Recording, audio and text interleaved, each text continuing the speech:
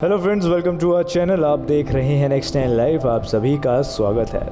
तो दिवंगत एक्टर सुशांत सिंह राजपूत भले ही हमारे बीच नहीं है, लेकिन उनके फैंस, फैमिली और उनके खास दोस्त उन्हें याद करने का मौका नहीं छोड़ते हैं। 14 जून को सुशांत की पहली बरसी है। सुशांत के क्लासमेट रहे नव्या जिंदल का कहना है कि सुशांत सिंह राजपूत को गुजरे हुए पूरा 1 साल हो गया है, लेकिन आज भी इस पर विश्वास करना बहुत मुश्किल है कि वे अब हमारे बीच नहीं रहे। सुशांत जैसे जैसे मशहूर होने लगे थे, वे बहुत बिज़ी रहने लगे थे। मुझे लगता था कि वे अपने काम में बिज़ी हैं और खुश हैं।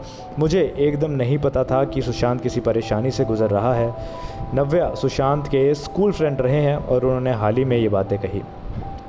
नव्या ने हाल ही में दिए एक इंटरव्यू में कहा कि सुशांत के निधन की आज भी एक बुरे सपने की तरह खबर लगती है। सुशांत स्टार बन गया था और वो बिज़ी भी रहने लगा था, जिसकी वजह से हम दोनों की बातचीत काफ़ी कम होने लगी थी, लेकिन फिर भी हम एक अच्छे दोस्त थे।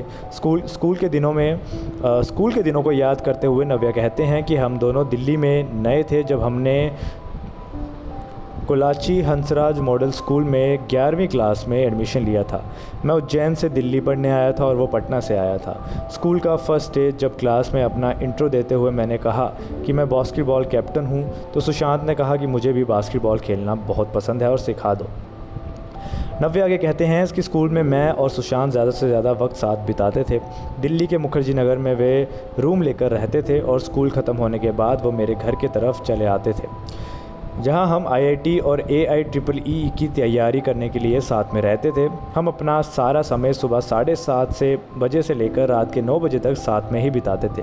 12th क्लास के बाद सुशांत ने 1 साल दिल्ली में रहकर ही AIEEE की तैयारी की और मैंने दिल्ली छोड़ दिया था।